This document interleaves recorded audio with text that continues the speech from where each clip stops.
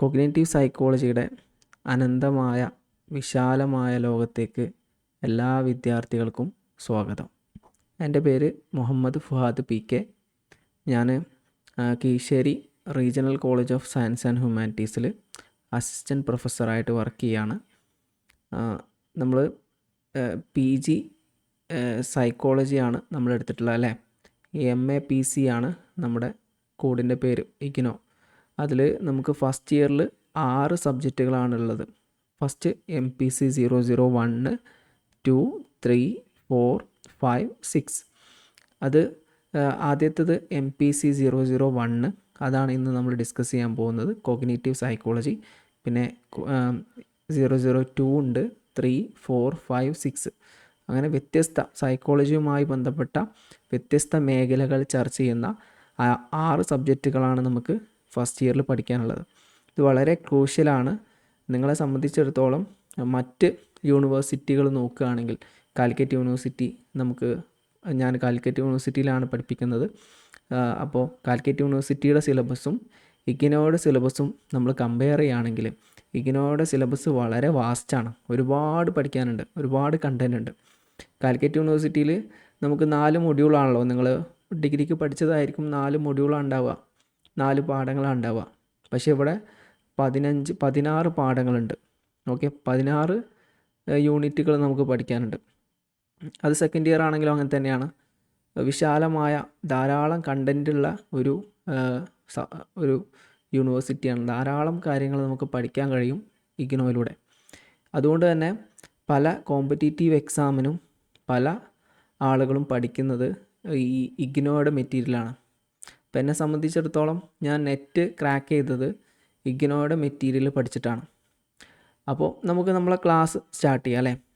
Cognitive സൈക്കോളജിയുടെ first യൂണിറ്റാണ് നമുക്കിന്ന് discuss ചെയ്യാനുള്ളത്. ഈ കോഗ്നിറ്റീവ് സൈക്കോളജി എന്ന് പറഞ്ഞാൽ എന്താണ്? കൊഗ്നിഷൻ എന്ന് പറഞ്ഞാൽ എന്താണ്? കൊഗ്നിഷൻ എന്ന് പറഞ്ഞ വാക്ക് നിങ്ങൾ മുമ്പ് കേട്ടിട്ടുണ്ടാവും അല്ലേ. Cognition, human cognition. കൊഗ്നിഷൻ എന്ന് പറഞ്ഞാൽ എന്താണ്? കൊഗ്നിഷൻ എന്ന് പറഞ്ഞാൽ ഒരു മെൻ്റൽ പ്രോസസ്സാണ്. നമ്മളെ മനസ്സിൽ, നമ്മളെ മൈൻഡിൽ നടക്കുന്ന ഒരു കൂട്ടം പ്രോസസ്സുകൾക്കാണ് എന്ത് പറയാം, മെൻ്റൽ പ്രോസസ്സ് എന്ന് പറയാം.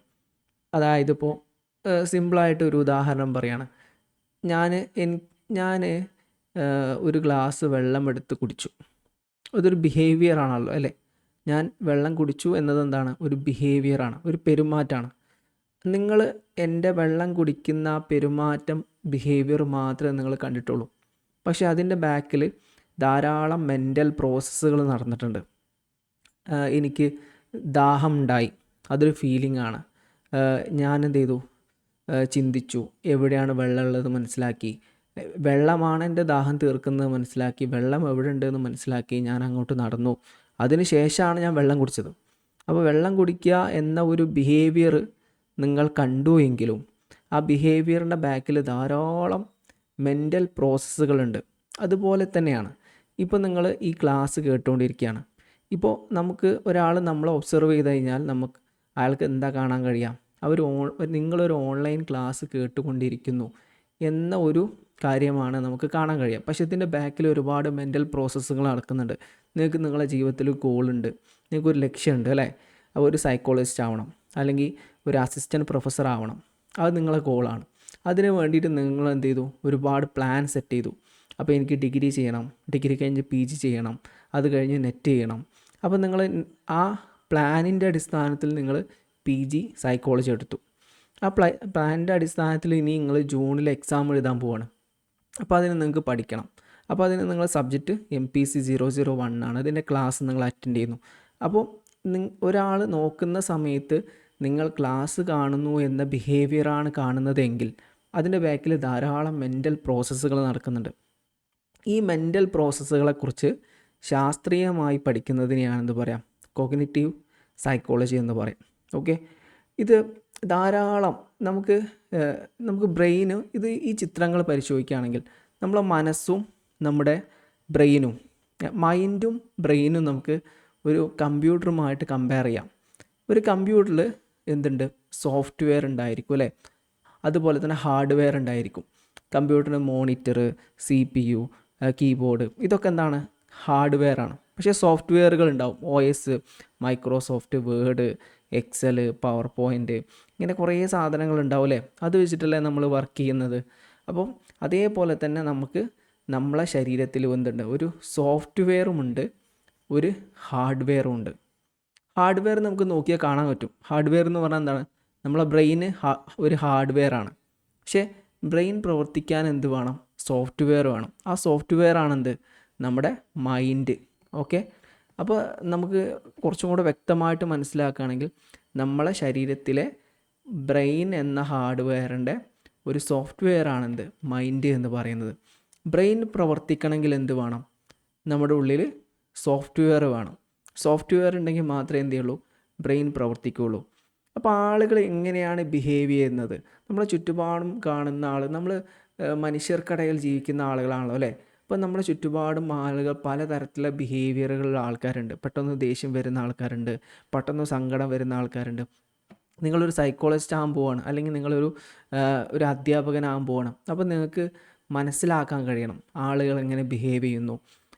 അപ്പോൾ ഈ ആളുകൾ, നമ്മൾ ഈ ബിഹേവിയർ പഠിച്ചു കഴിഞ്ഞാൽ ഒരിക്കലും എന്ത് ചെയ്യാൻ പറ്റില്ല, അയാളുടെ മനസ്സ് വായിക്കാൻ പറ്റില്ല.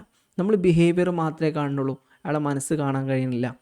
അപ്പോൾ ഒരു കൊഗ്നിറ്റീവ് സൈക്കോളജിസ്റ്റിൻ്റെ ജോലി എന്താണ്, ഒരാളുടെ ബിഹേവിയർ ഒബ്സർവ് ചെയ്തുകൊണ്ട് അയാളുടെ മനസ്സ് മനസ്സിലാക്കുക എന്നതാണ്. മനസ്സ് മനസ്സിലാക്കുക എന്ന് പറഞ്ഞാൽ അയാളുടെ തോട്ട്സ് എന്താണ്, അയാളുടെ ഫീലിങ്സ് എന്താണ്, അയാളുടെ ഇമോഷൻസ് എന്താണ്, ഇതൊക്കെ മനസ്സിലാക്കുകയാണ് എന്തിലൂടെ ചെയ്യുന്നത്, ഒരാളെ കൊഗ്നിറ്റീവ് സൈക്കോളജിയിലൂടെ ഒരാൾക്ക്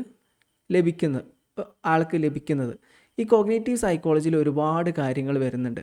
കൊഗ്നിറ്റീവ് സൈക്കോളജിയിൽ പേഴ്സെപ്ഷൻ മനസ്സിലാക്കാൻ കഴിയുന്നത്, അതൊക്കെ നമുക്ക് കുറച്ച് കഴിഞ്ഞിട്ട് ഡിസ്കസ് ചെയ്യാം കേട്ടോ. പേഴ്സെപ്ഷൻ, ഒരാളുടെ പേഴ്സെപ്ഷൻ എങ്ങനെയാണ് വരുന്നതെന്ന് കൊഗ്നിറ്റീവ് സൈക്കോളജിയുടെ നമുക്ക് മനസ്സിലാക്കാൻ കഴിയുന്നു. ഇപ്പോൾ ഉദാഹരണമായിട്ട് ഒരു നായ കുരച്ച സമയത്ത് ഞാൻ വല്ലാതെ പേടിച്ചു പോയി.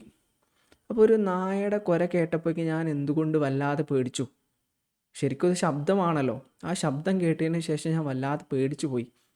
അപ്പോൾ ഈ ഒരു ശബ്ദത്തിൽ നിന്ന് എൻ്റെ ഇമോഷൻ എങ്ങനെ എത്ര മാറ്റം ഉണ്ടായി, അത് കൊഗ്നിറ്റീവ് സൈക്കോളജി, അത് നമ്മൾ തിരിച്ചറിവാണ്. നായ കടിക്കും എന്ന ഭയം ലഭിച്ചത് കൊണ്ടാണ് നമ്മൾ ആ ബിഹേവിയർ അങ്ങനെ വന്നത്. അതുപോലെ നമ്മളെങ്ങനെയാണ് മനസ്സിലാക്കുന്നത്, നമ്മളെങ്ങനെയാണ് ഓർത്തെടുക്കുന്നത്, നമ്മളെങ്ങനെയാണ് ചിന്തിക്കുന്നത്, ഇതൊക്കെ പഠിക്കുന്ന ഒരു പഠന മേഖലയാണിത്, കൊഗ്നിറ്റീവ് സൈക്കോളജി എന്ന് പറഞ്ഞ പഠന മേഖല. എങ്ങനെയാണ് നമ്മൾ ഈ ഹ്യൂമൻ ബിഹേവിയറിനെ ഇൻ്റർപ്രറ്റ് ചെയ്യുന്നത്? അപ്പോൾ സൈക്കോളജിസ്റ്റാണ്, നിങ്ങൾ ഭാവിയിൽ സൈക്കോളജിസ്റ്റ് ആകുമ്പോൾ ആഗ്രഹിക്കുന്ന ആളാണ്, അല്ലെങ്കിൽ ഒരു ടീച്ചർ ആകുമ്പോൾ ആഗ്രഹിക്കുന്ന ആളാണ്. യഥാർത്ഥത്തിൽ സൈക്കോളജിസ്റ്റ് എങ്ങനെയാണ് ഒരാളുടെ ബിഹേവിയറിലൂടെ അയാളുടെ തോട്ട്സും ഫീലിങ്സും ഇമോഷൻസൊക്കെ മനസ്സിലാക്കുന്നത്? അതിന് വേണ്ടിയിട്ട് അവരെന്ത് ചെയ്യുന്നുണ്ട്, സയൻറ്റിഫിക് റിസർച്ച് യൂസ് ചെയ്യുന്നുണ്ട്. സയൻറ്റിഫിക് റിസർച്ച് മെത്തേഡ് യൂസ് ചെയ്തുകൊണ്ടാണ് എന്ത് ചെയ്യുന്നത്, ആളുകളുടെ കൊഗ്നിറ്റീവ് ബിഹേവിയർ, മെൻ്റൽ പ്രോസസ്സ് മനസ്സിലാക്കുന്നത്. മെൻ്റൽ പ്രോസസ്സ് മനസ്സിലാക്കാൻ വേണ്ടിയിട്ട് ആളുകൾ എന്ത് ചെയ്യും, റിസർച്ച് ചെയ്യും. ഇതിലൂടെ മെൻ്റൽ പ്രോസസ്സ് മനസ്സിലാക്കുന്നത് എന്തിനു വേണ്ടിയിട്ടാണ്, വിവരങ്ങൾ, ഒരാളുടെ ബേസിക് ആയിട്ടുള്ള വിവരങ്ങൾ ശേഖരിക്കാനും അത് അനലൈസ് ചെയ്യാനുമാണ്. അതിലൂടെ എന്ത് ചെയ്യാൻ പറ്റും, നമുക്ക് ഒരാളുടെ ബേസിക് ആയിട്ടുള്ള വിവരങ്ങൾ അനലൈസ് ചെയ്യാൻ പറ്റും. അതുപോലെ തന്നെ നമുക്ക് എന്ത് ചെയ്യാൻ പറ്റും, നമുക്ക് പലതരത്തിലുള്ള പഠനങ്ങൾ നടത്താൻ പറ്റും, ആളുകളെക്കുറിച്ച് മനസ്സിലാക്കാൻ പറ്റും. അപ്പോൾ ചുരുക്കി പറഞ്ഞു കഴിഞ്ഞാൽ ഗവേഷണത്തിലൂടെയാണ് സൈക്കോളജിസ്റ്റ് എന്ത് ചെയ്യുന്നത്, ആളുകളുടെ കൊഗ്നിഷൻ മനസ്സിലാക്കുന്നത്, മെൻ്റൽ പ്രോസസ്സ് മനസ്സിലാക്കുന്നത്. നമുക്ക് ഏതെല്ലാം തരത്തിലുള്ള റിസർച്ച് മെത്തേഡുകൾ യൂസ് ചെയ്യാം ഒരാളുടെ മനസ്സ് മനസ്സിലാക്കാൻ വേണ്ടിയിട്ട്? സിമ്പിളാണല്ലേ. ഇപ്പം നമ്മൾ ഗവേഷണങ്ങൾ ധാരാളം ലോകത്ത് നടക്കുന്നുണ്ട് അല്ലേ, പലതരത്തിലുള്ള ഗവേഷണങ്ങൾ നടക്കുന്നുണ്ട്. നിങ്ങൾ ഡിഗ്രിക്ക് പ്ലസ് ടുവിനൊക്കെ പഠിച്ചിട്ടുണ്ട്, പലതരത്തിലുള്ള റിസർച്ച് മെത്തേഡുകളെ കുറിച്ച് പഠിച്ചിട്ടുണ്ട്. മനുഷ്യൻ്റെ മനസ്സ് പഠിക്കാൻ വേണ്ടിയിട്ട്, ഹ്യൂമൻ ബിഹേവിയർ പഠിക്കാൻ വേണ്ടിയിട്ടും ധാരാളം പഠനങ്ങളുണ്ട്, റിസർച്ചുകൾ നടക്കുന്നുണ്ട്. അതിൽ പ്രധാനമായും 4 തരത്തിലുള്ള 4 കാറ്റഗറിയിലുള്ള റിസർച്ചുകളാണ് ഹ്യൂമൻ മെൻ്റൽ പ്രോസസ്സ് മനസ്സിലാക്കാൻ വേണ്ടി ചെയ്യുന്ന റിസർച്ചുകൾ. ഒന്നാണ്, നമുക്ക് ഈ 4 നോക്കാം.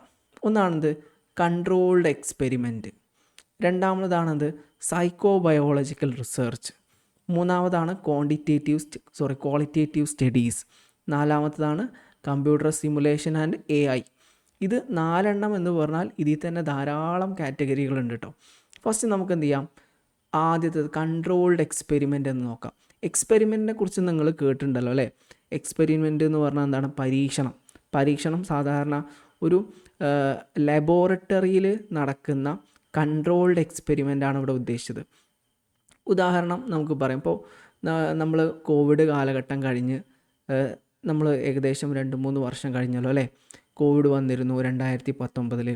അതിനുശേഷം എന്ത് ചെയ്തു, കുറേ കാലം നമ്മൾ ലോക്ക്ഡൗണിലായി. പിന്നെ അതിനുശേഷം വാക്സിന് വന്നു. അതിനുശേഷം കോവിഡൊക്കെ ഇല്ലാതായി നമ്മൾ പുറത്തിറങ്ങി. അപ്പോൾ ആ കാലഘട്ടത്തിൽ കോവിഡ് വാക്സിന് വേണ്ടിയിട്ടുള്ള ഒരു ഗവേഷണം ആ കാലഘട്ടത്തിൽ നടന്നിരുന്നല്ലോ അല്ലേ. അപ്പോൾ ഈ വാക്സിൻ എങ്ങനെയാണ് അവർ പരീക്ഷിച്ചത്? ആദ്യം തന്നെ ഒരു വാക്സിൻ ഉണ്ടാക്കിയിട്ട് ആളുകളിലൊക്കെ കുത്തിവെക്കുക ചെയ്തത്? അല്ല. അവരെന്ത് ചെയ്യുന്നു, ഒരു നിശ്ചിത ലബോറട്ടറി കൺട്രോൾഡ് സാഹചര്യത്തിൽ പരീക്ഷണശാലയിൽ ഒരു പെർട്ടിക്കുലർ അറ്റ്മോസ്ഫിയറിൽ എലികളിലും മറ്റുമൊക്കെ പരീക്ഷണം നടത്തിയിട്ട് വിജയിച്ചിട്ടാണ് എന്ത് ചെയ്യുക, അവർ മനുഷ്യരിലേക്ക് എന്ത് ചെയ്ത് ഈ മെഡിസിൻ, ഈ വാക്സിൻ എന്ത് ചെയ്തത്, ഇംപ്ലിമെൻ്റ് ചെയ്തത്. അതേപോലെ തന്നെ ഒരു കൺട്രോൾഡ് എക്സ്പെരിമെൻ്റ് എന്ന് പറഞ്ഞാൽ ഗവേഷകൻ ഒരു പരീക്ഷണശാലയിൽ നടത്തുന്ന എക്സ്പെരിമെൻ്റാണ്. ഇതിനെക്കുറിച്ച് നിങ്ങൾ മുമ്പ് പഠിച്ചിട്ടുണ്ടാവും എന്ന് എനിക്കറിയാം. എങ്കിലും ഞാൻ എന്ത് ചെയ്യണം, ബേസിക് ആയിട്ടുള്ള കുറച്ച് കാര്യങ്ങൾ പറയാം. എക്സ്പെരിമെൻറ്റിൽ പ്രധാനമായും 2 കാര്യങ്ങളാണ് ഉണ്ടാവുക. ഒന്ന്, 2 വേരിയബിൾസ് ഉണ്ടായിരിക്കും. വേരിയബിൾസ് എന്ന് പറഞ്ഞാൽ എന്താണ്?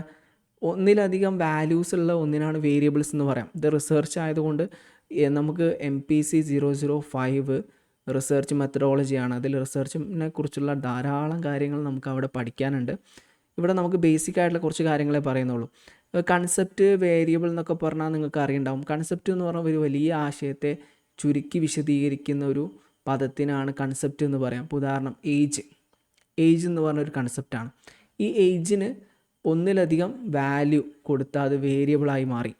ഓക്കെ, ഇപ്പോൾ ഉദാഹരണം ഏജ് എന്നതിന് നമ്മൾ 10, 20, 30, 40 വയസ്സ് കൊടുത്തു കഴിഞ്ഞാൽ 4 വേരിയബിളായി. അപ്പോൾ കൂടുതൽ കോംപ്ലിക്കേറ്റഡ് ആക്കണില്ല, നമുക്ക് എന്ത് ചെയ്യാം, MPC 005 അതിനെക്കുറിച്ച് വിശദീകരിക്കാം. 2 വേരിയബിൾ തമ്മിലുള്ള റിലേഷൻഷിപ്പ് പഠിക്കുകയാണ് ഇതിലൂടെ ചെയ്യുന്നത്, കൺട്രോൾഡ് എക്സ്പെരിമെൻറ്റിൽ ചെയ്യുന്നത്. ഉദാഹരണം പറയുകയാണെങ്കിൽ ഇപ്പോൾ ഇത് സൈക്കോളജി അല്ല, ജനറലായിട്ട് നിങ്ങൾക്ക് മനസ്സിലാകാൻ വേണ്ടി സിമ്പിളായിട്ട് പറയാം.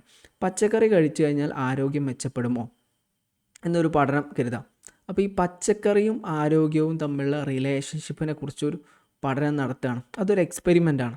ഓക്കെ, അതുപോലെ 2 വേരിയബിൾ തമ്മിലുള്ള റിലേഷൻഷിപ്പ് പഠിക്കുന്ന പരീക്ഷണത്തിനാണ് എന്ത് പറയാം, എക്സ്പെരിമെൻ്റ് എന്ന് പറയാം. കൂടുതൽ വിശദമായിട്ട് നമുക്ക് എന്ത് ചെയ്യാം, പിന്നീട് നോക്കാം.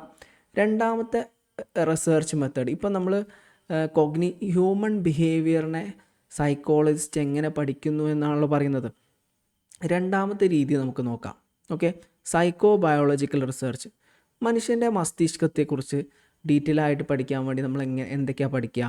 നമ്മൾ ചിലപ്പോൾ എന്ത് ചെയ്യും, നമ്മൾ മരണപ്പെട്ട് കഴിഞ്ഞാൽ നമ്മളെ ഇപ്പോൾ ആക്സിഡൻ്റ് ആയിട്ടൊക്കെ മരണപ്പെടുന്ന സമയത്ത് നമ്മൾ എന്ത് ചെയ്യും, നമ്മളെ ശരീരത്തെ ആളുകൾ പോസ്റ്റ്മോർട്ടം ചെയ്യും അല്ലേ.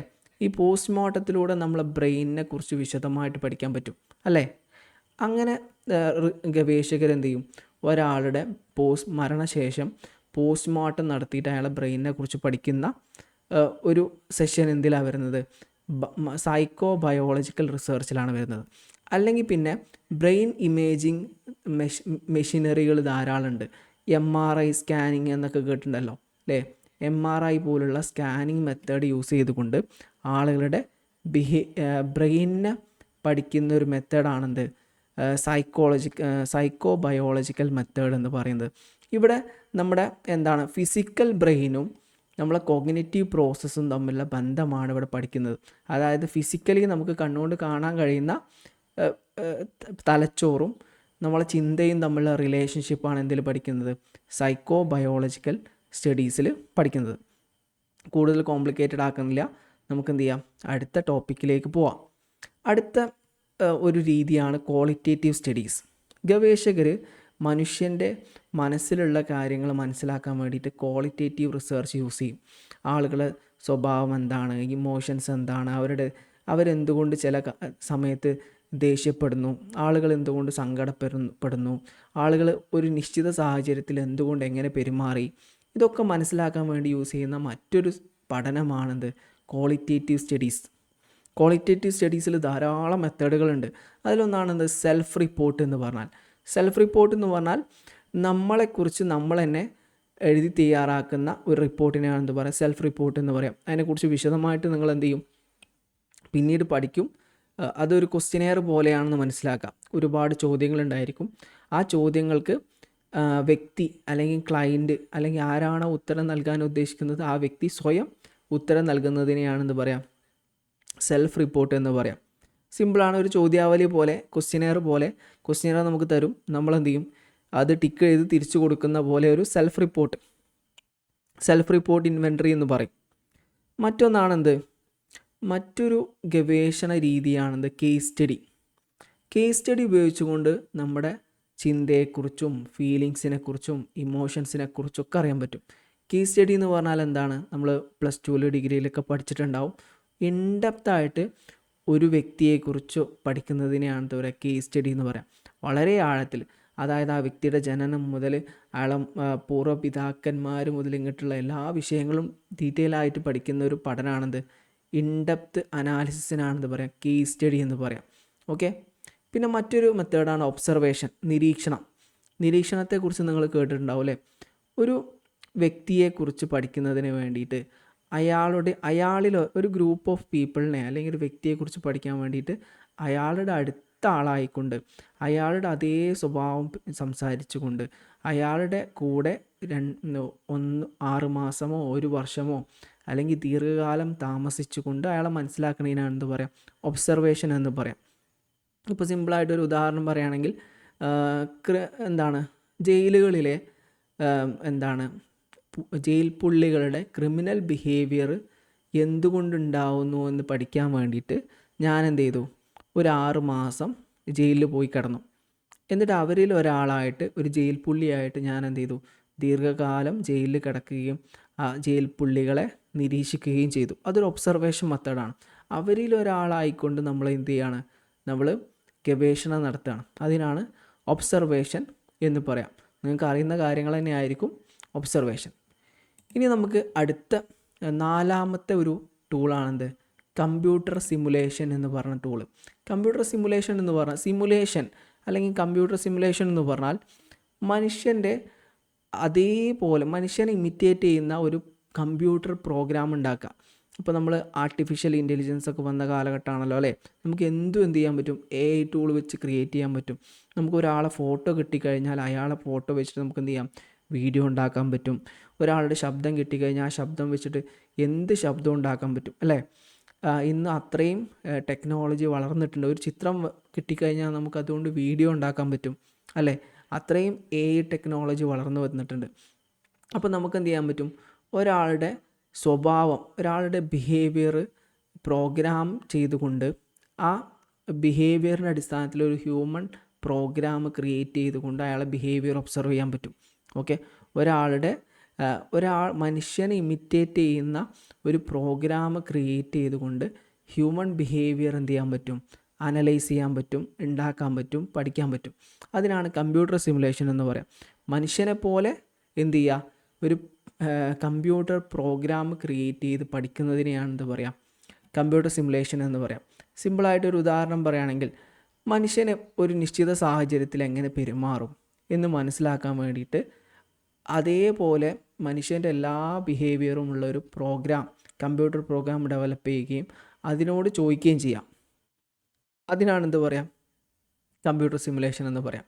അപ്പോൾ ഇപ്പോൾ നമ്മളെന്താ പഠിച്ചത്, കൊഗ്നിറ്റീവ് സൈക്കോളജി എന്ന് പറഞ്ഞാൽ മെൻ്റൽ പ്രോസസ്സിനെയാണ് എന്ത് പറയാം, കോഗ്നിഷൻ എന്ന് പറയാം. മെൻ്റൽ പ്രോസസ്സ് എന്ന് പറഞ്ഞാൽ നമ്മളെ തലച്ചോറിൻ്റെ ഉള്ളിലുള്ള പ്രവർത്തനങ്ങൾ. തലച്ചോറിൻ്റെ ഉള്ളിൽ എന്തൊക്കെ പ്രവർത്തനങ്ങൾ നടക്കുന്നുണ്ട്, നമ്മളെ ചുറ്റുപാട് കാണുന്ന കുറേ കാര്യങ്ങൾ ഇപ്പം ഞാൻ ക്ലാസ് എടുത്തുകൊണ്ടിരിക്കുകയാണ്, അത് നമ്മൾ കാണുന്ന പുറമേ നോക്കിയാൽ ഞാൻ ക്ലാസ് എടുത്തുകൊണ്ടിരിക്കുക എന്നുള്ള ഒരു കാര്യമാണ് കാണാം. പക്ഷേ അത് പുറമേ നിന്ന് നോക്കുന്ന ഒരാൾക്ക് കാണുന്ന ഒരു ബിഹേവിയർ മാത്രമാണ്. പക്ഷേ അതിൻ്റെ ഉള്ളിൽ ഒരുപാട് കാര്യങ്ങളുണ്ട്. ഞാൻ അധ്യാപകനാണ്, ഞാൻ ക്ലാസ് എടുക്കുന്നത് കോഗ്നിറ്റീവ് സൈക്കോളജിയാണ്, ഞാൻ ഓൺലൈനിലൂടെയാണ് ക്ലാസ് എടുത്തുകൊണ്ടിരിക്കുന്നത്, ഇൻ്റർനെറ്റ് കണക്ഷൻ ഉണ്ട്.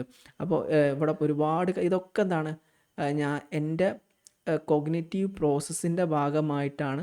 എൻ്റെ മെൻ്റൽ പ്രോസസ്സ് കുറേ കാര്യങ്ങളുണ്ട്. എൻ്റെ കയ്യിൽ പേനുണ്ട്, ലാപ്ടോപ്പ് ഉണ്ട്, മൈക്കുണ്ട്. ഈ മൈക്ക് എങ്ങനെ പ്രവർത്തിക്കണം എനിക്കറിയാം, ഈ പേന എങ്ങനെ എഴുതണമെന്ന് എനിക്കറിയാം. അതുപോലെ ഇവിടെ എത്ര സ്റ്റുഡൻസ് ഉണ്ട് എന്ന് എനിക്ക് എന്ത് ചെയ്യാൻ പറ്റും, എൻ്റെ മൊബൈൽ ഫോണിൽ കാണാൻ കഴിയും. അതുപോലെ തന്നെ സ്ക്രീൻ റെക്കോർഡ് ചെയ്യുന്നുണ്ട്, റെക്കോർഡ് ചെയ്യുന്നത് എത്ര മിനിറ്റായി എന്ന് എനിക്കിവിടെ കാണാൻ കഴിയും. ഇതൊക്കെ ഞാൻ ഒബ്സർവ് ചെയ്യും. ഇതൊക്കെ ഒരു മെൻ്റൽ പ്രോസസ്സാണ് ഇവിടെ. അപ്പോൾ നമ്മൾ ഒരു ബിഹേവിയർ മാത്രമേ കാണുന്നുള്ളൂ, അതിൻ്റെ ഉള്ളിലുള്ള മെൻ്റൽ പ്രോസസ്സാണെന്ത്, കോഗ്നിഷൻ എന്ന് പറയാം. ഇനി കുറച്ചും കൂടെ സിമ്പിളായിട്ട് പറയുകയാണെങ്കിൽ, മനസ്സിലായില്ലെങ്കിൽ നമുക്ക് പറയാം, നമ്മൾ ഒരു ശബ്ദം കേട്ടു, ഒരു നായ കുരക്കുന്നത് കേട്ടു. അപ്പോൾ നമുക്ക് ഭയം വന്നുവല്ലോ. അപ്പോൾ ഭയം വന്നത് എന്തുകൊണ്ടാണ്? നമുക്ക് നായയാണ് കുരച്ചത് എന്ന് മനസ്സിലായി. അത് മാത്രമല്ല, നായ എന്നത് കടിക്കുന്നൊരു ജീവിയാണെന്ന് നമുക്ക് മനസ്സിലായി. അപ്പോൾ എന്ത് ചെയ്യും, നമുക്ക് ഭയം വന്നു. അപ്പോൾ ഒരു ശബ്ദം കേട്ടപ്പോൾ നമുക്കൊരു തിരിച്ചറിവുണ്ടായല്ലോ. ഈ തിരിച്ചറിവുണ്ടായത് നമ്മളെ ബ്രെയിനിൽ നടക്കുന്ന, നമ്മളെ മനസ്സിൽ നടക്കുന്ന ഒരു കൂട്ടം പ്രവർത്തനങ്ങളുടെ ഫലമാണ്. ഈ പ്രവർത്തനങ്ങൾ ചിന്തയാവാം, ഫീലിങ്സ് ആവാം, ഇമോഷൻസ് ആവാം.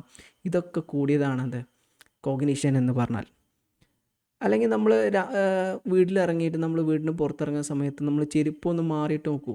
അപ്പോൾ നമ്മൾ സ്വന്തം ചെരുപ്പല്ലാതെ മറ്റൊരു ചെരുപ്പ് നമ്മൾ ഇട്ട് കഴിഞ്ഞാൽ നമുക്ക് പെട്ടെന്ന് അറിയാൻ പറ്റും ഇതെൻ്റെ ചെരുപ്പല്ലാന്ന്. അത് കോഗ്നിഷനാണ്. അപ്പോൾ അത് ഇട്ട സമയത്ത് നമുക്ക് നമ്മളെ ഉള്ളിൽ ഇൻഫോർമേഷൻ വരുന്നുണ്ട്. അപ്പോൾ നമ്മൾ എന്താണ്, നമ്മളെ കാല് നമ്മളത് അനുഭവിച്ചു, നമ്മളെ ചെരുപ്പല്ല. ഇതൊരു മെൻ്റൽ പ്രോസസ്സാണ്. അല്ലെങ്കിൽ മറ്റൊരു ഉദാഹരണം പറയുകയാണെങ്കിൽ, നമ്മൾ പത്രം വായിച്ചുകൊണ്ടിരിക്കുകയാണ്. അപ്പോൾ നമ്മളൊരു കാർട്ടൂൺ കണ്ടു, ഒരു രാഷ്ട്രീയ പ്രവർത്തകൻ്റെ കാർട്ടൂൺ കണ്ടു. അപ്പോൾ അത് കണ്ട സമയത്ത് പെട്ടെന്ന് മനസ്സിലാവും ഇതെന്താണ്, ഇത് ഇന്ന രാഷ്ട്രീയ പ്രവർത്തകൻ്റെ കാർട്ടൂണാണെന്ന്. അല്ലെങ്കിൽ ഇപ്പോൾ നമുക്ക് ഒരു ചിത്രം ഞാനിവിടെ വരക്കാം. ഇത് ആളെ ചിത്രമാണ്. ഓക്കെ, ഇപ്പോൾ ഞാൻ ചിത്രം വരച്ചു, ഇപ്പുറത്ത് വേറെ ചിത്രം വരച്ചു. അപ്പോൾ ഇത് ശരിക്കും ഒരു മനുഷ്യനൊന്നുമല്ല. പക്ഷേ നമുക്കെന്ത് ചെയ്യാം, ഇത് ഒബ്സർവ് ചെയ്ത ഒരാൾക്ക് മനസ്സിലാവും ഇത് മെയിലാണ്, ഇത് ഫീമെയിലാണെന്ന് മനസ്സിലാക്കാൻ പറ്റും. കാരണം ഇത് ഒരു മെയിലും ഫീമെയിലും ഒന്നുമല്ല. പക്ഷേ ഇത് നോക്കിക്കഴിഞ്ഞാൽ നമ്മൾ മുമ്പ് കുറേ കാര്യങ്ങൾ നമ്മളെ മെമ്മറിയിൽ സ്റ്റോർ ചെയ്ത് വെച്ചിട്ടുണ്ടല്ലേ. ഒരു മെയിൽ എന്ന് പറഞ്ഞാൽ ആരാണ്, ഫീമെയിൽ എന്ന് പറഞ്ഞാൽ എന്താണ്. അപ്പോൾ നമ്മളെ മെയിലിനെ കുറിച്ചും ഫീമെയിലിനെ കുറിച്ചും നമ്മളെ മെമ്മറിയിലുള്ള ഒരുപാട് ഇൻഫോർമേഷൻസ് അത് വെച്ചിട്ട് നമ്മൾ എന്ത് ചെയ്യും, ഇത് കമ്പയർ ചെയ്യും. അപ്പോൾ നമുക്ക് പറയാം മുടി നീട്ടി വളർത്തുന്നത് ഫീമെയിലായിരിക്കും, അപ്പോൾ അതുകൊണ്ട് ഫീമെയിലാണിത്, മെയിലാണിത്. അപ്പോൾ ഇതെന്താണ്, ഇതൊരു കോഗ്നിറ്റീവ് പ്രോസസ്സാണ്. ഓക്കെ, അപ്പോൾ കോഗ്നിറ്റീവ് പ്രോസസ്സ് എന്താണെന്ന് മനസ്സിലായി. സൈക്കോളജിസ്റ്റ് ഒരാളുടെ കോഗ്നിറ്റീവ് പ്രോസസ്സിനെ എങ്ങനെ മനസ്സിലാക്കുന്നു എന്നും നമ്മൾ മനസ്സിലാക്കി. 4 രീതിയിലാണ് എന്ത് ചെയ്യുക, ഒരു സൈക്കോളജിസ്റ്റ് മനുഷ്യൻ്റെ ബിഹേവിയറിനെ മനസ്സിലാക്കുന്നത്. ഒന്ന് എക്സ്പെരിമെൻറ്റിലൂടെ, രണ്ടാമതാണെന്ത് സൈക്കോ ബയോളജിക്കൽ റിസർച്ചിലൂടെ, ക്വാളിറ്റേറ്റീവ് സ്റ്റഡീസിലൂടെ, കമ്പ്യൂട്ടർ സിമുലേഷനിലൂടെയൊക്കെ മനസ്സിലാക്കും. ഇനി നമുക്ക് നോക്കാം എന്താണ് ഈ കോഗ്നിറ്റീവ് സൈക്കോളജി.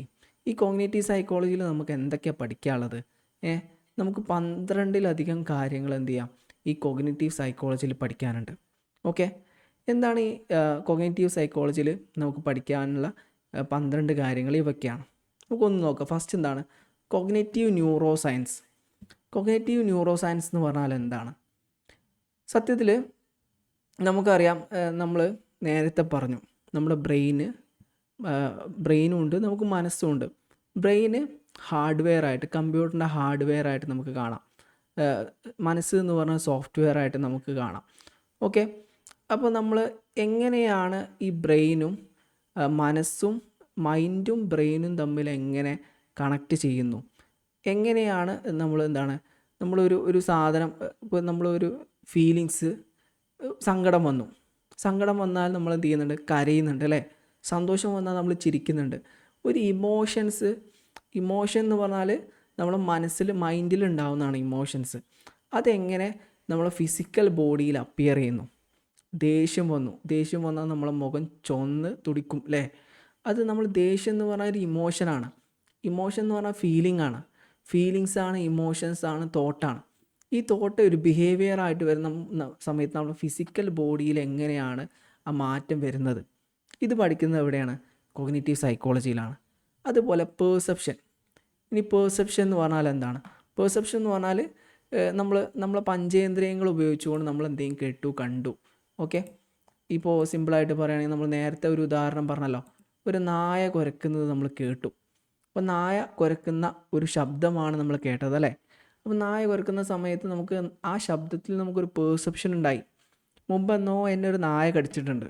അപ്പോൾ ആ നായ കടിച്ച ആ ഇൻഫോർമേഷൻ എൻ്റെ മെമ്മറിയിലുണ്ട്. അന്ന് ഞാൻ നായയെ കണ്ടപ്പോൾ ഞാൻ പേടിച്ചിരുന്നു. അപ്പോൾ ഇന്നലെ അല്ലെങ്കിൽ ഇന്ന് ഞാൻ നായയുടെ ശബ്ദം കേട്ടപ്പോൾ ഞാൻ ഭയന്നു. എന്തുകൊണ്ടാണ് ഭയന്നത്? മുമ്പ് നായ കടിച്ചപ്പോൾ എനിക്ക് വേദനിച്ചിരുന്നു, ഞാൻ ഭയന്നിരുന്നു. ആ ഇൻഫോർമേഷൻ എൻ്റെ മെമ്മറിയിലുണ്ട്. അപ്പോൾ നമ്മൾ ചുറ്റുപാടും കാണും, നമ്മളെ പഞ്ചേന്ദ്രിയങ്ങൾ ഉപയോഗിച്ചുകൊണ്ട് നമുക്ക് കിട്ടുന്ന ഇൻപുട്ട്. പഞ്ചേന്ദ്രിയങ്ങൾ എന്ന് പറഞ്ഞാൽ ഏതാണ്? കാഴ്ച, കേൾവി, മണം, രുചി, ഇങ്ങനെ ഈ ഓരോ സാധനത്തിലൂടെ നമുക്ക് കിട്ടുന്ന ഇൻഫോർമേഷനിലൂടെ ഒരു പേഴ്സെപ്ഷൻ രൂപീകരിക്കുന്നുണ്ട്. നല്ല ചിക്കൻ ബിരിയാണി ഞാൻ പറഞ്ഞു, നിങ്ങളെ ചെവിയിലാണ് കേട്ടത്, നിങ്ങൾ കണ്ടിട്ടില്ല. ചിക്കൻ ബിരിയാണി എന്ന് പറഞ്ഞു. അപ്പോൾ നിങ്ങളെ വായിൽ എന്ത് ചെയ്തു? വെള്ളം വന്നു. ഓക്കെ, അപ്പോൾ വായിൽ വെള്ളം വന്നത് എന്തുകൊണ്ടാണ്? നിങ്ങൾ മുമ്പ് ചിക്കൻ ബിരിയാണി കഴിച്ചിട്ടുണ്ട്. അപ്പോൾ നിങ്ങളെ മെമ്മറിയിൽ എന്തുണ്ട്? അതിൻ്റെ ഫീലിങ്സും അതിൻ്റെ ഇമോഷൻസൊക്കെ ഉണ്ട്. അപ്പോൾ ഒരു ശബ്ദം കേൾക്കുന്ന സമയത്ത് ഒരു പേഴ്സെപ്ഷൻ എങ്ങനെ രൂപപ്പെടുന്നു? ഒരു നായയുടെ കുര കേൾക്കുന്ന സമയത്ത് എങ്ങനെ ഭയം വന്നു? ബിരിയാണി എന്ന് പറഞ്ഞപ്പോൾ എങ്ങനെ നമ്മളെ വായിൽ രുചി, ഉമിനീര് വന്നത് എങ്ങനെ? ഇത് പഠിക്കുന്നത് കോഗ്നിറ്റീവ് സൈക്കോളജിയിലാണ്. ഇപ്പോൾ നമ്മൾ ഡിസ്കസ് ചെയ്യുന്ന കാര്യങ്ങളൊക്കെ ഈ പുസ്തകത്തിൽ വിശദമായിട്ട് ഓരോ പാഠങ്ങളായിട്ട് പഠിക്കാനുള്ള കേട്ടോ. ഇത് നമുക്ക് ഓരോന്ന് വിശദമായിട്ട് പഠിക്കാം. പിന്നെ അടുത്തതാണത് പാറ്റേൺ റെക്കഗ്നിഷൻ. പാറ്റേൺ റെക്കഗ്നിഷൻ എന്ന് പറഞ്ഞാൽ എന്താണ്? ഇപ്പോൾ നമ്മൾ A, P, P, L, E, ഇത് ശരിക്കും ഇതൊരു വര ഇങ്ങനെ വരച്ചു, പിന്നെ ഇങ്ങനെ ഒരു വര വരച്ചു, ഇങ്ങനെ വര വരച്ചു. ഇതിപ്പോൾ എ ആണ്. ഒരു നിശ്ചിത പാറ്റേണിലൂടെ ഞാൻ വരച്ചപ്പോൾ അത് എ ആണെന്ന് ഞാൻ എന്ത് ചെയ്തു? എങ്ങനെ മനസ്സിലാക്കി? ഈ ഒന്നിലധികം പാറ്റേണുകൾ എ, പി, പി, എൽ, ഇങ്ങനെ ഒരേ പാറ്റേണിൽ കണ്ടിന്യൂസ് ആയിട്ടൊരു വാക്ക് വരച്ചപ്പോൾ അത് ആപ്പിൾ എന്നാണ് വായിക്കുക. ആപ്പിൾ എന്ന് വായിക്കുന്ന സമയത്ത് എൻ്റെ മനസ്സിൽ വരുന്നത് ഒറിജിനൽ ആപ്പിളാണ്. അപ്പോൾ ഒരു പാറ്റേൺ മനസ്സിലാക്കുകയും അതിന് മീനിങ്സ് എങ്ങനെ രൂപപ്പെടുകയും ചെയ്യുന്നു. ഓക്കെ, ഇപ്പോൾ ഈ ആപ്പിൾ എന്ന വാക്ക് എനിക്ക് എങ്ങനെ മനസ്സിലായത്? ഈ അക്ഷരങ്ങളിലൂടെയാണ്. ഈ അക്ഷരവും ആപ്പിളും തമ്മിൽ യാതൊരു ബന്ധവുമില്ല. പക്ഷേ അക്ഷരങ്ങൾ കൂട്ടി വായിച്ചപ്പോൾ ആപ്പിൾ എന്നായി. ആ ആപ്പിൾ എന്ന പദവും എൻ്റെ മനസ്സിലുള്ള ആപ്പിളും തമ്മിൽ എങ്ങനെ ബന്ധപ്പെട്ടു? അപ്പോൾ അത് എങ്ങനെയാണ് മനുഷ്യന് ഈ പാറ്റേൺ റെക്കഗ്നൈസ് ചെയ്യാൻ കഴിയുന്നത്? ഒരു നിശ്ചിത ഓർഡറിൽ ഒരു സാധനം വായിക്കുകയും അതിന് മീനിങ് ഫുൾ ആയിട്ടുള്ള അർത്ഥം ലഭിക്കുകയും ചെയ്യുന്നത് എങ്ങനെയാണ് എന്ന് കോഗ്നിറ്റീവ് സൈക്കോളജിയിലാണ് പഠിക്കുന്നത്. പിന്നെ അടുത്തതാണ് അറ്റൻഷൻ. അറ്റൻഷൻ എന്ന് പറയുമ്പോൾ ഇപ്പോൾ ഞാൻ ക്ലാസ് എടുത്തുകൊണ്ടിരിക്കുന്ന സമയത്ത് ഫാന് കറങ്ങുന്നുണ്ട് അല്ലേ? നിങ്ങളെ വീട്ടിൽ ഫാന് കറങ്ങുന്നുണ്ട്, കുട്ടികൾ കരയുന്നുണ്ടാവാം, ചിലപ്പോൾ ടി വി വെച്ചിട്ടുണ്ടാവാം, ഒരുപാട് ആളുകൾ നിങ്ങളുടെ വീട്ടിലുണ്ടാവാം. പക്ഷേ നിങ്ങൾ ക്ലാസ്സിലേക്ക് ശ്രദ്ധിക്കുന്നുണ്ട്. അപ്പോൾ എങ്ങനെയാണ് മറ്റുള്ള ശബ്ദങ്ങളൊക്കെ ഒഴിവാക്കിയിട്ട് ഒരു ശബ്ദത്തിലേക്ക് മാത്രം നമുക്ക് കോൺസെൻട്രേറ്റ് ചെയ്യാൻ കഴിയുന്നത്?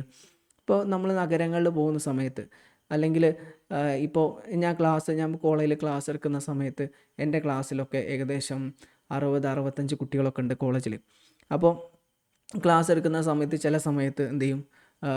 ഭയങ്കര ഒച്ചയും ബഹളമൊക്കെ ഉണ്ടാവും. കാരണം ലാസ്റ്റ് പീരീഡൊക്കെ ആവുന്ന സമയത്ത് പല ആൾക്കാരും ടയേർഡാവും.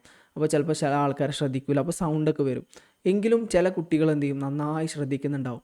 എങ്ങനെ ഇത്രയും ഈ ഡിസ്ട്രാക്ഷൻസ് ഉണ്ടായിട്ടും ഈ ശബ്ദങ്ങളൊക്കെ മാറ്റി നിർത്തിയിട്ട് അധ്യാപകൻ്റെ ശബ്ദത്തെ മാത്രം കോൺസെൻട്രേറ്റ് ചെയ്യാൻ എങ്ങനെ കഴിയുന്നു? ഓക്കെ, ഇപ്പം ഞാൻ ക്ലാസ് എടുക്കുന്നത് നിങ്ങൾക്ക് ശ്രദ്ധിക്കാൻ കഴിയുന്നുണ്ട്, ഫാനിൻ്റെ ശബ്ദം നിങ്ങൾ അറിയുന്നേ ഇല്ല.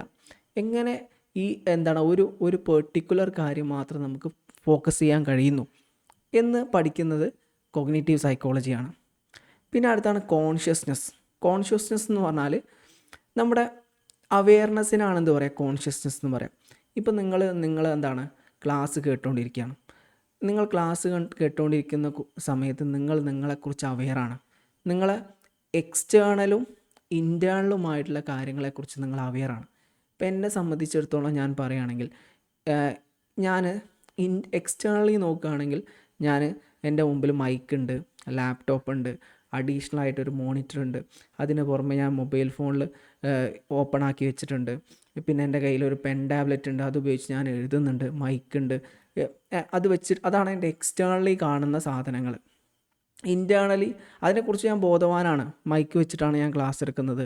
പേന എൻ്റെ കയ്യിലുണ്ട്, പെൻ ടാബ്ലറ്റ് ഉണ്ട്, അത് വെച്ചിട്ടാണ് ഞാൻ എഴുതുന്നത്. അതുപോലെ സ്ക്രീൻ റെക്കോർഡ് ചെയ്യാൻ വേണ്ടിയിട്ട് വേറെ സ്ക്രീൻ ഉണ്ട്, അപ്പോൾ അതിലേക്ക് ഞാൻ ഇടയ്ക്ക് നോക്കുന്നുണ്ട്. പിന്നെ ക്ലാസ്സിൽ ആരൊക്കെ ഉണ്ട് എന്ന് അറിയാൻ വേണ്ടിയിട്ട് ഞാൻ മൊബൈലിൽ വേറൊരു സ്ക്രീൻ ഓൺ ചെയ്തിട്ടുണ്ട്. അപ്പോൾ അതിൽ കൃത്യമായിട്ട് വീഡിയോ കാണുന്നുണ്ടോ ഇല്ലേ എന്നൊക്കെ ഞാൻ നോക്കുന്നുണ്ട്. അപ്പോൾ ഇത് എക്സ്റ്റേണൽ ഏരിയയാണ്. ഓക്കെ, ഇതേപോലെ എൻ്റെ ഇൻറ്റേർണലി നോക്കുകയാണെങ്കിൽ ഞാൻ എൻ്റെ ഉള്ളിൽ ഞാനിപ്പോൾ കൊഗ്നിറ്റീവ് സൈക്കോളജിയാണ് ക്ലാസ് എടുക്കുന്നത്. ഞാൻ ദീർഘകാലം ഈ ടോപ്പിക്ക് പഠിപ്പിച്ചുകൊണ്ടിരിക്കുന്ന ഒരാളാണ്. അതുകൊണ്ട് തന്നെ എനിക്ക് ഇതിനെക്കുറിച്ചൊരു ധാരണ ഉണ്ട്. അപ്പോൾ ഈ പെർസെപ്ഷൻ എന്ന് പറഞ്ഞാൽ, അറ്റൻഷൻ എന്ന് പറഞ്ഞാൽ എന്താണ്, കോൺഷ്യസ്നെസ് എന്ന് പറഞ്ഞാൽ എന്താണ്, ഇതിനെക്കുറിച്ചുള്ളൊക്കെ ഒരുപാട് ഇൻഫോർമേഷൻ എൻ്റെ ഉള്ളിലുണ്ട്. അപ്പോൾ ഈ ഇൻറ്റേർണൽ ആയിട്ടുള്ള കാര്യത്തെക്കുറിച്ചും എക്സ്റ്റേണൽ ആയിട്ടുള്ള കാര്യത്തെക്കുറിച്ചും ഞാൻ അവെയറാണ്. അതുകൊണ്ടാണ് ഞാൻ എന്ത് ചെയ്യുന്നത്, ഈ ക്ലാസ് എടുക്കുന്നത്. അതേപോലെ നമ്മൾ നമ്മുടെ ഇൻറ്റേർണൽ തോട്ട്സിനെക്കുറിച്ചും എക്സ്റ്റേണലുള്ള നമ്മളെ ചുറ്റുപാടിനെക്കുറിച്ചും അവെയറാണ്. അതിനനുസരിച്ചാണ് നമ്മളെ ബിഹേവിയറൊക്കെ വരുന്നത്. ഒരു ചെറിയ ഉദാഹരണം പറയുകയാണെങ്കിൽ, നമ്മൾ നടന്നു പോകുന്ന സമയത്ത് റോഡിലൂടെ നടന്നു പോവുകയാണ്, ഒരു 500 രൂപ വീണ് കിടക്കുന്നുണ്ട്. നമ്മളത് എടുക്കില്ല. കാരണം എന്താണ്, ചുറ്റുപാട് ഒരുപാട് ആളുകളുണ്ട്, ആളുകളത് ശ്രദ്ധിക്കുന്നുണ്ട്. അപ്പോൾ നമ്മളത് എടുക്കില്ല. അപ്പോൾ അങ്ങനെ ഒരു ബിഹേവിയർ വരാൻ കാരണം എന്താണ്? ഇനി എൻ്റെ ഉദാഹരണം പറഞ്ഞ കേട്ടോ, നിങ്ങളെക്കുറിച്ചല്ല. ഇനി ആരും കാണുന്നില്ല, ഞാൻ ഒറ്റയ്ക്കാണ്. അപ്പോൾ 500 രൂപ എടുത്ത് ഞാൻ പോക്കറ്റിലിട്ടു. അപ്പോൾ ഞാനത് എടുത്തു, പോക്കറ്റിലിട്ടു. എന്തുകൊണ്ടാണ്? കാരണം ഞാൻ എക്സ്റ്റേണലി ബോധവാനാണ്, ഇൻറ്റേർണലിയും ബോധവാനാണ്. ഓക്കെ, അപ്പോൾ ചുരുക്കി പറഞ്ഞു കഴിഞ്ഞാൽ നമ്മുടെ പുറമേയുള്ള കാര്യങ്ങളെക്കുറിച്ചും നമ്മളെ ഉള്ളിലുള്ള കാര്യങ്ങളെക്കുറിച്ചും നമ്മൾ ബോധവാനാണ്. ഈ ബോധം നമുക്ക് എവിടെ നിന്നാണ് കിട്ടുന്നത് എന്ന് പഠിക്കുന്നത് കോഗ്നിറ്റീവ് സൈക്കോളജിയാണ്. ഓക്കെ, ഇനി നമുക്ക് ഇനി ഒരുപാട് കാര്യങ്ങൾ നമുക്ക് പഠിക്കാനുണ്ട്. മെമ്മറി. എന്താണ് ഈ മെമ്മറി എന്ന് പറഞ്ഞാൽ? മെമ്മറിയെക്കുറിച്ച് പറയുകയാണെങ്കിൽ നമ്മളിപ്പോൾ ഒരുപാട് കാര്യങ്ങൾ പറയുന്നുണ്ടല്ലേ. നിങ്ങളിപ്പോൾ ഇന്ന് കോഗ്നിറ്റീവ് സൈക്കോളജിയുടെ ക്ലാസ് ഉണ്ടായിരിക്കും എന്ന് ഞാൻ നിങ്ങളോട് മുമ്പ് ഗ്രൂപ്പിൽ പറഞ്ഞിരുന്നു. അപ്പോൾ നിങ്ങൾ ഓർമ്മയിൽ 9 മണിയാണ്, 9 മണിക്ക് നിങ്ങൾ ജോയിൻ ചെയ്തു. അത് മെമ്മറിയാണല്ലേ. അല്ലെങ്കിൽ നിങ്ങൾക്ക് മറ്റൊരു കാര്യം പറയുകയാണെങ്കിൽ, ഇപ്പോൾ ഒരു നായ കടിച്ചു, ഫോർ എക്സാമ്പിൾ നായ കടിച്ചു, എന്നെ തന്നെ ആയിക്കോട്ടെ, എന്നെ ഒരു നായ കടിച്ച സമയത്ത് എനിക്ക് വേദന ഉണ്ടായി. പിന്നെ എപ്പോൾ നായയുടെ സൗണ്ട് കേൾക്കുകയാണെങ്കിലും എനിക്കെന്തുണ്ടാവും, നായ കടിച്ച ഓർമ്മ ഉണ്ടാവും അല്ലേ. അല്ലെങ്കിൽ നല്ല ടേസ്റ്റുള്ള പുതിയൊരു ബിരിയാണി ഞാൻ കഴിച്ചു. അപ്പോൾ ആ ബിരിയാണിയുടെ പേര് കേൾക്കുമ്പോൾ തന്നെ എന്ത് ചെയ്യും, എനിക്ക് ആ ബിരിയാണിയുടെ ഓർമ്മ വരും. ഇതെന്തുകൊണ്ടാണ് ഓർമ്മ വരുന്നത്? നമ്മുടെ മെമ്മറിയിൽ ഇൻഫോർമേഷൻ സ്റ്റോർ ചെയ്തിട്ടുണ്ട്. മെമ്മറിക്ക് പല സ്റ്റേജുകളുണ്ട്. ഇതിനെക്കുറിച്ച് അറ്റ്കിൻസൺ ആൻഡ് ഷിഫ്രിങ് മോഡലൊക്കെ നമുക്ക് അടുത്ത പാഠങ്ങളിൽ പഠിക്കാനുണ്ട്. ആ സമയത്ത് വിശദമായിട്ട് പഠിക്കാം. എങ്ങനെയാണ് നമ്മൾ മെമ്മറിയിൽ വിവരങ്ങൾ സ്റ്റോർ ചെയ്യുന്നത്, എങ്ങനെയാണ് ആവശ്യത്തിനനുസരിച്ച് വിവരങ്ങൾ റിട്രീവ് ചെയ്യുന്നത്, ഇതൊക്കെ നമുക്ക് കോഗ്നിറ്റീവ് സൈക്കോളജിയിലൂടെയാണ് എന്ത് ചെയ്യുന്നത്, പഠിക്കാൻ കഴിയുന്നത്. ഇനി അടുത്തതാണെന്ത്, റെപ്രസെൻറ്റേഷൻ ഓഫ് നോളജ് റെപ്രസെൻറ്റേഷൻ. നമ്മളെ ബ്രെയിനിൽ നമ്മളെ ഇൻഫോർമേഷൻ റെപ്രസെൻ്റ് ചെയ്യുന്നത് എങ്ങനെയാണ്?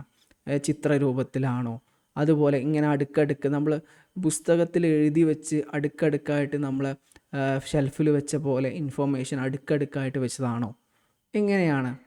ബ്രെയിനിലൊരു മെൻ്റൽ മാപ്പ് ഉണ്ട്. മെൻ്റൽ മാപ്പ് എന്നാണ് അതിന് പറയാം. അതിനെക്കുറിച്ച് വിശദമായിട്ട് നമുക്ക് പറയാനുണ്ട്.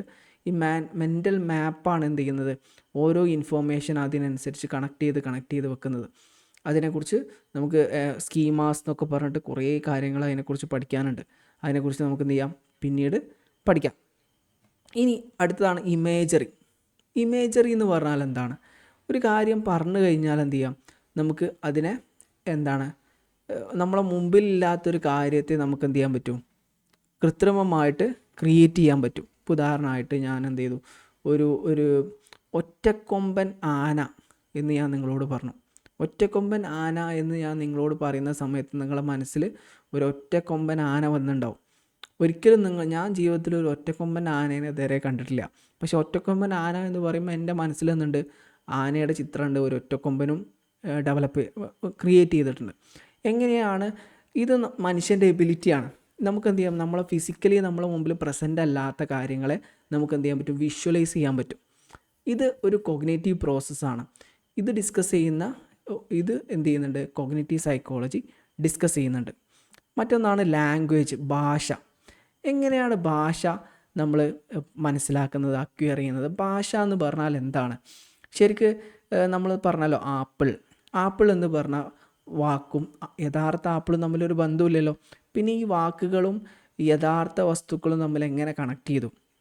എങ്ങനെയാണ് നമ്മൾ സംസാരത്തിലൂടെ കാര്യങ്ങൾ മനസ്സിലാക്കുന്നത്? ഞാൻ നിങ്ങൾക്ക് ക്ലാസ് എടുത്തുകൊണ്ടിരിക്കുകയാണ്, ഞാൻ കുറേ അക്ഷരങ്ങളാണ്, കുറേ ശബ്ദങ്ങളാണ് പറയുന്നത്, പക്ഷേ നിങ്ങൾക്ക് എന്ത് ചെയ്യുന്നുണ്ട്, ഒരു കൺസെപ്റ്റ് ക്ലാരിറ്റി വരുന്നുണ്ട്. അപ്പോൾ ഞാൻ പറയുന്ന വാക്കുകൾ എങ്ങനെ നിങ്ങൾക്ക് നിങ്ങളുടെ കൊഗ്നിറ്റീവ് പ്രോസസ്സിൽ ചേഞ്ച് വരുത്തുന്നു? വാക്കുകളായിട്ട് നിങ്ങളെ ചെവിയിലൂടെ കേൾക്കുന്ന കാര്യങ്ങൾ നിങ്ങളെ ബ്രെയിനിലെത്തുകയും ഈ ബ്രെയിനിൽ നടക്കുന്ന എന്ത് പ്രോസസ്സാണ് ഈ മാറ്റം നിങ്ങളെ ഉള്ളിൽ ഉണ്ടാക്കുന്നത് എന്ന് പഠിക്കുന്നത് എന്താണ്, അത് കോഗ്നിറ്റീവ് സൈക്കോളജീൻ്റെ ഭാഗമാണ്.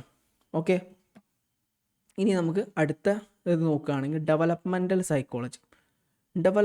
സൈക്കോളജി. ഇപ്പോൾ മനുഷ്യൻ ജനിച്ചത് മുതൽ ലൈഫ് സ്പാൻ ഡെവലപ്മെൻറ്റ് എന്ന് പറഞ്ഞിട്ട് MPC 002 ആണെന്ന് തോന്നുന്നു അല്ലേ. ലൈഫ് സ്പാൻ ഡെവലപ്മെൻറ്റിനെ കുറിച്ച് നമുക്ക് വിശദമായിട്ട് പഠിക്കാനുണ്ട്. ഒരു കുട്ടി ഇൻഫാൻറ്റ് മുതൽ അഡൾട്ട്ഹുഡ്, ലേറ്റ് അഡൾട്ട്ഹുഡ് വരെയുള്ള കാലഘട്ടം, ഒരു കുട്ടി ഭ്രൂണമായി മാറി ജനിച്ച് ഘട്ടം ഘട്ടമായിട്ട് ഓരോ കാലഘട്ടം കഴിഞ്ഞ് അവൻ മരിച്ചു പോകുന്നത് വരെ മനുഷ്യൻ്റെ ഫിസിക്കലി മെൻ്റലി ഒരുപാട് മാറ്റങ്ങൾ ഉണ്ടാവുന്നുണ്ട് അല്ലേ. നമ്മൾ ശിശുവായ സമയത്ത് നമുക്ക് കുറേ കാര്യങ്ങൾ ഉണ്ടാവില്ല, പിന്നെ കുറച്ച് കഴിഞ്ഞാൽ നമുക്ക് ഡെവലപ്പായി വരും, പിന്നെയും കുറേ ഡെവലപ്മെൻറ്റ് വന്ന് പിന്നെ അതൊക്കെ ഇങ്ങനെ ക്ഷയിച്ചു പോകും. ആ സമയത്ത് നമ്മൾ ഫിസിക്കലി, ഇമോഷണലി, മെൻ്റലി കുറേ മാറ്റങ്ങൾ വരുന്നുണ്ട്. ഇതിനെക്കുറിച്ചൊക്കെ കോഗ്നിറ്റീവ് സൈക്കോളജിയിൽ ഡിസ്കസ് ചെയ്യുന്നുണ്ട്. ഇതേ ടോപ്പിക്ക് നമുക്ക് എവിടെ പഠിക്കാനുണ്ട്, MPC 002 നമുക്ക് പഠിക്കാനുണ്ട്. അപ്പോൾ പിന്നെ അതേപോലെയാണ് തിങ്കിങ് ആൻഡ് കൺസെപ്റ്റ് ഫോർമേഷൻ എന്ന് പറഞ്ഞാൽ എന്താണ്? നമുക്ക് എന്ത് ചെയ്യാം, നമ്മൾ മുമ്പിലൊരു പ്രശ്നം വന്നു കഴിഞ്ഞാൽ നമ്മളതിനൊരു സൊല്യൂഷൻ കണ്ടെത്താം. എങ്ങനെയാണ് നമ്മുടെ നിലവിലുള്ള ഇൻഫോർമേഷൻ വെച്ചുകൊണ്ട് പുതിയൊരു പ്രശ്നത്തിന് പരിഹാരം കണ്ടെത്തുക? സിമ്പിൾ ഒരു ഉദാഹരണം ഞാൻ പറയാം. നിങ്ങൾ അടുക്കളയിൽ വർക്ക് ചെയ്യാണ്, പെട്ടെന്ന് എന്ത് ചെയ്തു, അടുക്കളയിലെ പൈപ്പ് പൊട്ടി വെള്ളം ഇങ്ങനെ ഒലിച്ചുകൊണ്ടിരിക്കുകയാണ്. അപ്പോൾ പെട്ടെന്ന് ഇതിനൊരു സൊല്യൂഷൻ കണ്ടെത്തണം. നിങ്ങൾ മുമ്പ് ഇതുവരെ പൈപ്പ് പൊട്ടിയതിന് ശേഷം ഒരു പരിഹാരം നിങ്ങൾ കണ്ടിട്ടില്ല, പുതിയൊരു പ്രശ്നമാണ് നിങ്ങളുടെ മുമ്പിൽ വന്നുള്ളത്. അപ്പോൾ നിങ്ങൾ എന്ത് ചെയ്യും, നിങ്ങളെ മെമ്മറിയിൽ ഒരുപാട് ഇൻഫോർമേഷൻ ഉണ്ട് അല്ലേ. നമ്മളെ വീടിൻ്റെ മുകളിൽ വാട്ടർ ടാങ്ക് ഉണ്ട്, അതിൻ്റെ പൈപ്പ് നമ്മളെ ബാക്കിലൂടെയാണ് വരുന്നത്, അതിൻ്റെ ഒരു വാൽവ് ബാക്കിലുണ്ട്. ആ വാൽവ് പൂട്ടിക്കഴിഞ്ഞാൽ തൽക്കാലം വെള്ളം നിൽക്കും. എന്നിട്ട് എന്ത് ചെയ്യാം, ഇപ്പോൾ വീട്ടിൽ സാധനങ്ങളൊക്കെ വാങ്ങാൻ വേണ്ടി സാധനങ്ങൾ കൊണ്ടുവന്ന കുറേ കവറുകളുണ്ട്. ആ കവർ വെച്ചിട്ട് നമുക്ക് എന്ത് ചെയ്യാം, ഈ പൊട്ടിയ പൈപ്പ് അടക്കാം. ഈ കവറുകളും പൈപ്പും തമ്മിൽ യാതൊരു ബന്ധവുമില്ല. ഈ ഇൻഫോർമേഷനൊക്കെ ചെറിയ സെപ്പറേറ്റ് ഇൻഫോർമേഷനാണ്. മുകളിൽ ടാങ്ക് ഉണ്ട് എന്നുള്ള ഇൻഫോർമേഷൻ, വാൽവ് ഉണ്ട് എന്നുള്ള ഇൻഫോർമേഷൻ, കടയിൽ നിന്ന് സാധനം കൊണ്ടുവന്ന കവറുണ്ട് എന്നുള്ള ഇൻഫോർമേഷൻ, ഇതൊക്കെ വേറെ ഇൻഫോർമേഷനാണ്.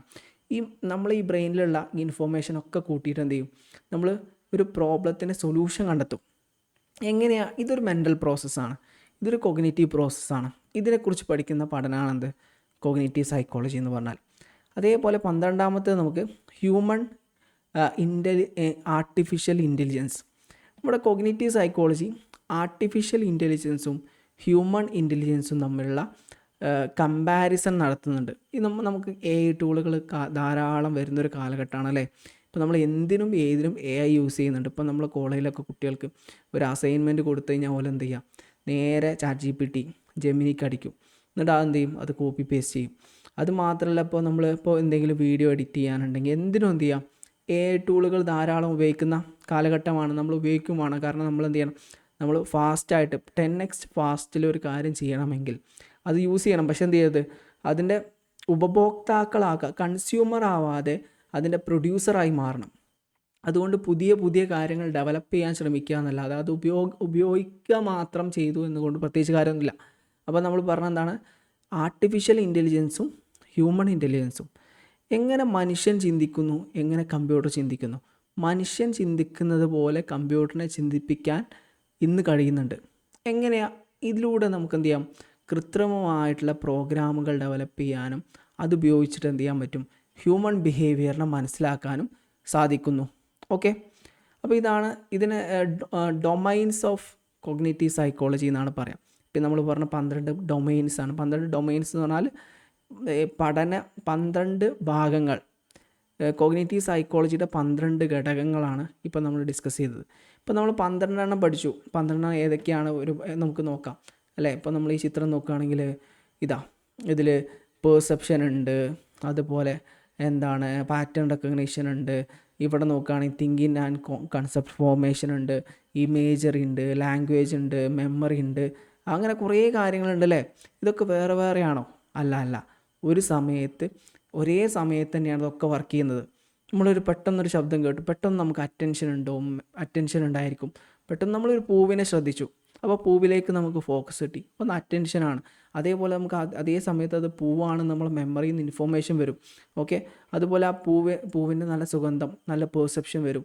അങ്ങനെ എല്ലാ കാര്യങ്ങളും ഒരേ സമയത്ത് ഇൻ്റർ കണക്റ്റഡ് ആണ്. അപ്പോൾ ഈ ഡൊമൈൻസൊക്കെ ഇൻ്റർ കണക്റ്റഡ് ആണ്. അപ്പോൾ നമുക്ക് നമ്മുടെ ഹ്യൂമൻ മൈൻഡിനെ മനസ്സിലാക്കാൻ എന്ത് ആവശ്യമാണ്? ഹ്യൂമൻ കോഗ്നിഷനെ മനസ്സിലാക്കൽ ആവശ്യമാണ്.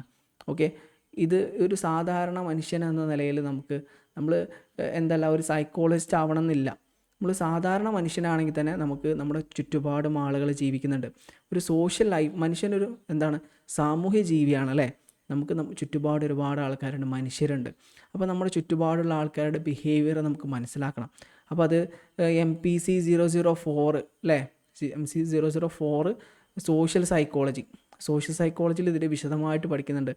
ആൾക്കൂട്ടത്തിൽ മനുഷ്യൻ എങ്ങനെ പെരുമാറുന്നു, ഒറ്റയ്ക്കാവുമ്പോൾ മനുഷ്യൻ എങ്ങനെ പെരുമാറുന്നു. അപ്പോൾ ഞാൻ നേരത്തെ പറഞ്ഞു, നമ്മളിങ്ങനെ നടന്നു പോവുകയാണ്, അപ്പോൾ വഴിയിലൊരു 500 രൂപയുടെ നോട്ട് കണ്ടു, ആരുമില്ല, നമ്മൾ പോക്കറ്റിലിടും. എൻ്റെ കാര്യം പറഞ്ഞതാണ്. ഇനി ഒരുപാട് ആൾക്കാരുണ്ട്, നടന്നു പോകുന്ന സമയത്ത് 500 രൂപ കണ്ടു, ആ 500 രൂപ എടുത്തിട്ട് എന്ത് ചെയ്യും? ഇവിടെ ഒരു 500 രൂപ കളഞ്ഞു പോയിട്ടുണ്ട്, നിങ്ങൾ ആരെങ്കിലും ആണോ നമ്മൾ ചോദിക്കും. അപ്പോൾ അത് 2 സാഹചര്യങ്ങളിൽ 2 പെർസെപ്ഷനാണ്. മറ്റൊരാൾ നമ്മളെ കൂടെ ഉണ്ടാകുമ്പോൾ നമ്മളെ ബിഹേവിയർ എങ്ങനെ ഉണ്ടാവുന്നു, അതാണ് സോഷ്യൽ സൈക്കോളജി പഠിക്കുന്നത്. അതുപോലെ റിസർച്ച് മെത്തഡോളജി പഠിക്കാനുണ്ട്, സ്റ്റാറ്റിസ്റ്റിക്സ് പഠിക്കാനുണ്ട്, തിയറികൾ പഠിക്കാനുണ്ട്. അങ്ങനെ ധാരാളം ഫസ്റ്റ് ഇയറിൽ നമുക്ക് ഒരുപാട് കാര്യങ്ങൾ പഠിക്കാനുണ്ട്. അപ്പോൾ കോഗ്നിറ്റീവ് സൈക്കോളജി മനുഷ്യനെ സംബന്ധിച്ച്, ഒരു വിദ്യാർത്ഥിയെ സംബന്ധിച്ചിടത്തോളം വളരെ ഇമ്പോർട്ടൻ്റ് ആയിട്ടുള്ളൊരു ഘടകമാണ്. അപ്പോൾ ഇന്ന് നമ്മൾ മെയിനായിട്ട് ഡിസ്കസ് ചെയ്തത് കോഗ്നിറ്റീവ് സൈക്കോളജിയാണ്. കോഗ്നിറ്റീവ് സൈക്കോളജി എന്ന് പറഞ്ഞാൽ എന്താ നമ്മൾ ഡിസ്കസ് ചെയ്തു. അതിനുശേഷം പിന്നെ കോഗ്നിറ്റീവ് സൈക്കോളജിയെക്കുറിച്ച്, മനുഷ്യൻ്റെ പെരുമാറ്റത്തെക്കുറിച്ച് നമ്മൾ പഠിക്കണം അല്ലേ. ഒരു സൈക്കോളജിസ്റ്റ് ആണെങ്കിലും നമ്മളൊരു സാമൂഹ്യ ജീവിയാണെങ്കിലും നമുക്ക് എന്ത് ചെയ്യണം? മനുഷ്യൻ്റെ പെരുമാറ്റത്തെക്കുറിച്ച് പഠിക്കണം. അതിന് വേണ്ടിയിട്ട് നമ്മൾ ഏതെല്ലാം മെത്തേഡ് യൂസ് ചെയ്യും എന്ന് പഠിച്ചു. എക്സ്പെരിമെൻറ്റ്, കേസ് സ്റ്റഡി, അങ്ങനെ പല മെത്തേഡുകൾ പഠിച്ചു. പിന്നെ അതിനുശേഷം ഈ കോഗ്നിറ്റീവ് സൈക്കോളജിയിൽ എന്തെല്ലാം ഘടകങ്ങൾ വരുന്നുണ്ട് നമ്മൾ പറഞ്ഞു, അത് നമ്മൾ പഠിച്ചു. അപ്പോൾ ഇന്ന് നമ്മളൊരു യൂണിറ്റ് കംപ്ലീറ്റ് ആയിട്ടില്ല, പകുതി മാത്രമേ കംപ്ലീറ്റ് ആയിട്ടുള്ളൂ. നെക്സ്റ്റ് ക്ലാസ് അടുത്തുണ്ടായിരിക്കും. പിന്നെ നമ്മളൊരു കോഴ്സ് ഈ കോഗ്നിറ്റീവ് സൈക്കോളജിയുടെ മാത്രമല്ല 6 സബ്ജക്റ്റുകളും MPC 001, 2, 3, 4, 5, 6 ഇങ്ങനെ 6 സബ്ജക്റ്റുകളുടെ കോഴ്സും ഓഫർ ചെയ്യുന്നുണ്ട്. നിങ്ങൾക്ക് എന്ത് ചെയ്യാം? വേണമെങ്കിൽ ജോയിൻ ചെയ്യാം. നമ്മുടെ ഫീസ് വരുന്നത് 7000 രൂപയാണ്. 15-ാം തീയതി വരെ നമുക്ക് 5600 രൂപയ്ക്ക് എന്ത് ചെയ്യാൻ പറ്റും? നിങ്ങൾക്ക് കോഴ്സിന് ജോയിൻ ചെയ്യാൻ പറ്റും. താല്പര്യമുള്ളവർക്ക് ജോയിൻ ചെയ്യാം. നമ്മുടെ ക്ലാസ്സുകൾ ഉണ്ടാവുക രാത്രിയായിരിക്കും, 9 മണിക്ക് ശേഷമായിരിക്കും. പല ആളുകളും, നമ്മൾ അധ്യാപകരാണെങ്കിൽ തന്നെ, അതുപോലെ തന്നെ സ്റ്റുഡൻസ് ആണെങ്കിൽ തന്നെ വർക്ക് ചെയ്യുന്ന ആളുകളായതുകൊണ്ട് രാത്രിയിലായിരിക്കും ക്ലാസ് ഉണ്ടായിരിക്കുക. അപ്പോൾ നിങ്ങൾക്ക് എന്തെങ്കിലും സംശയങ്ങളോ ഒക്കെ ഉണ്ടെങ്കിൽ നിങ്ങൾക്ക് എന്ത് ചെയ്യാം? ചോദിക്കാം.